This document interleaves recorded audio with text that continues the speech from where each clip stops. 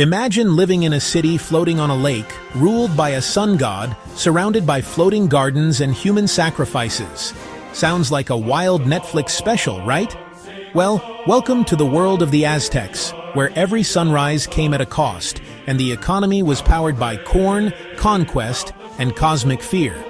Today we're diving into the wild, complex, and occasionally blood-soaked world of the Aztec civilization, how they built their empire through a mix of religion, social hierarchy, and pure genius economics, and how traces of it still live on in modern Mexico. Stick around till the end, because once you see how the Aztec system worked, you'll realize it's not so different from today's world, just with fewer human sacrifices.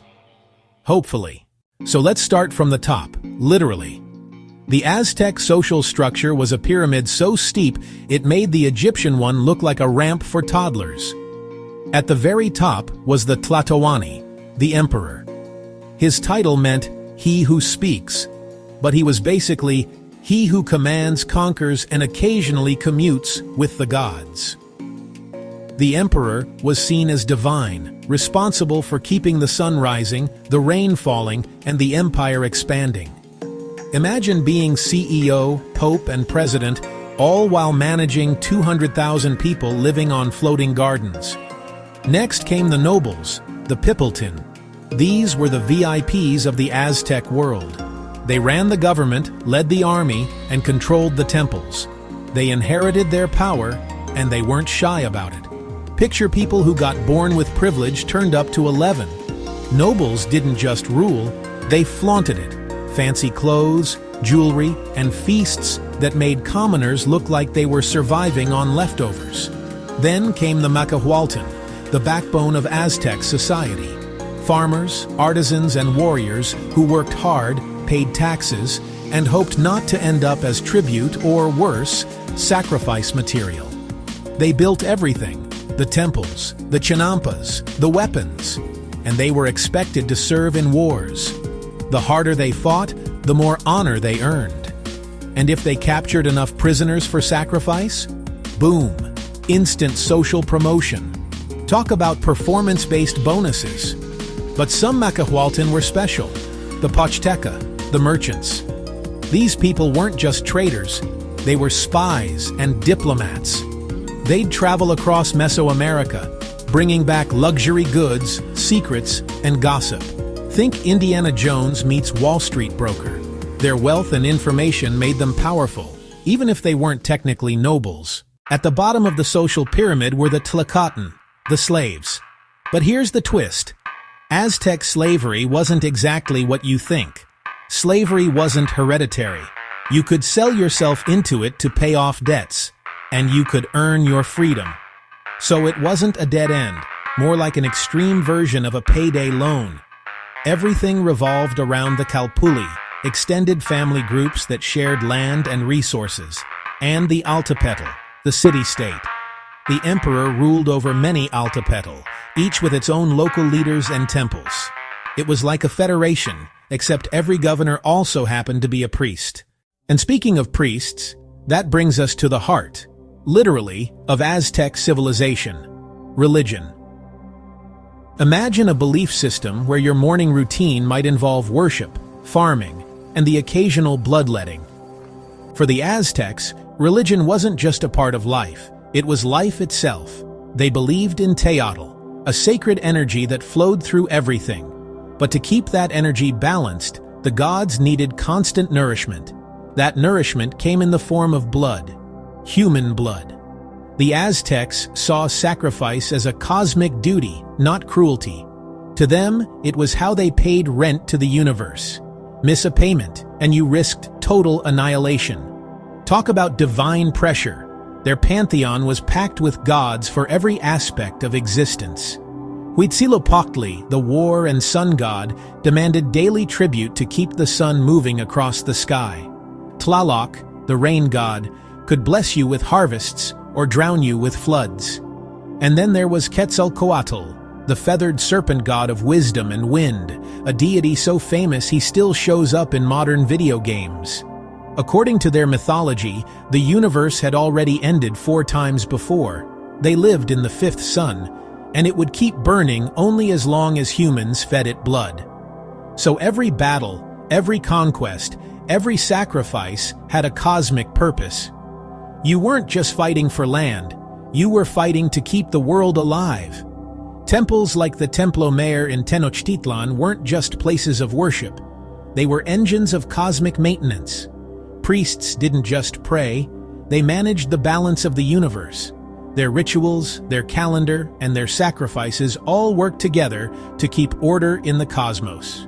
Their calendar was so precise, it put most modern planners to shame. 2 interlocking cycles, a 365-day solar calendar and a 260-day ritual calendar, combined to create a 52-year century.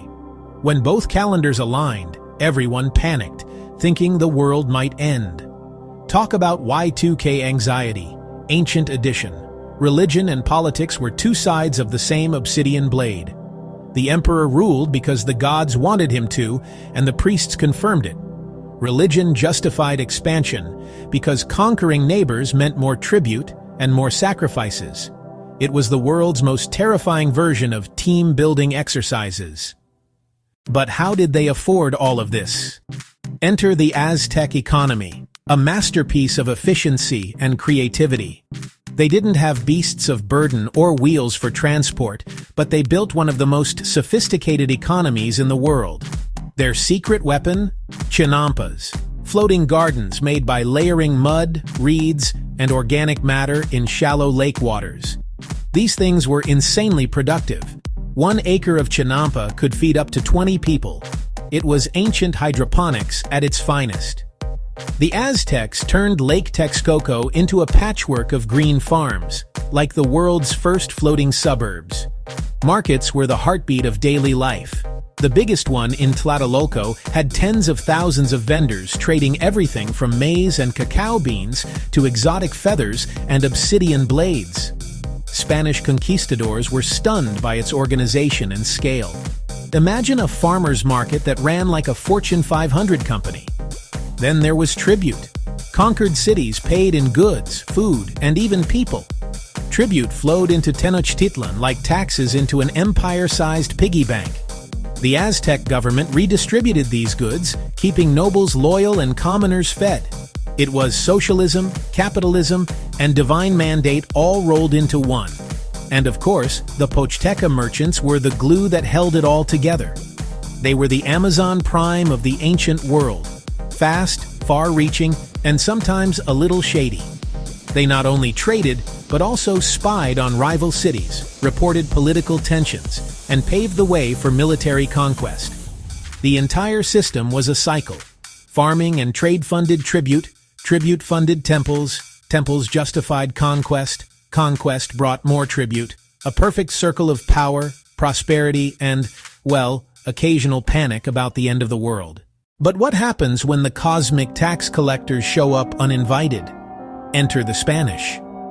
When Hernán Cortés and his band of steel-clad opportunists arrived in 1519, they found a world that was already spinning on the edge. The Aztec system was powerful but fragile. It depended on constant conquest, constant tribute, and constant faith. The Spanish brought none of those things, but they did bring horses, guns, and smallpox. And that, unfortunately, changed everything. Within 2 years, the Aztec Empire fell. The Templo Mayor was destroyed, the Emperor Moctezuma was killed, and the Spanish built their churches and palaces right on top of Tenochtitlan's ruins. But here's the twist. The Aztecs didn't disappear. Their world transformed. Aztec religion fused with Catholicism. Gods merged with saints, rituals evolved, and festivals like the Day of the Dead emerged. A celebration blending pre-Columbian beliefs with Christian ideas. The Aztec language, Nahuatl, gave us words we still use today, like chocolate, avocado, and coyote. And yes, millions of people in Mexico still speak Nahuatl as their first language. The Chinampas, still in use in some areas of Mexico City. The urban layout of Tenochtitlan? Its grid influenced the city that stands on top of it today. The sense of duality, life and death, chaos and order, nature and divinity still runs through Mexican art, literature, and national identity. The Aztec world didn't vanish, it evolved.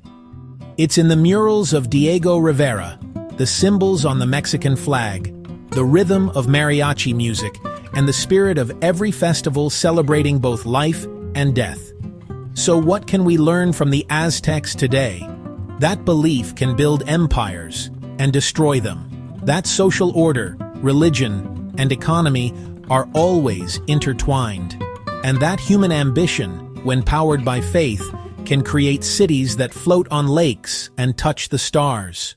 The Aztec civilization was a masterpiece of organization, faith, and creativity, but it was also a cautionary tale. Their world shows how power and spirituality can uplift humanity, or consume it. Their story reminds us that even when empires fall, ideas endure.